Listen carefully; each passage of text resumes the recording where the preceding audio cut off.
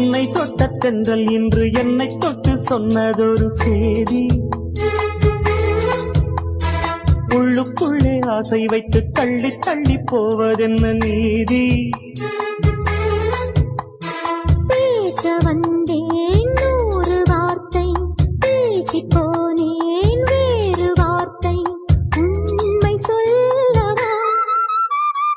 உன்னை தொட்ட தென்றல் இன்று என்னை தொட்டு சொன்னதொரு செய்தி. உள்ளுக்குள்ளே ஆசை வைத்து தள்ளி தள்ளி போவதென்ன நீதி.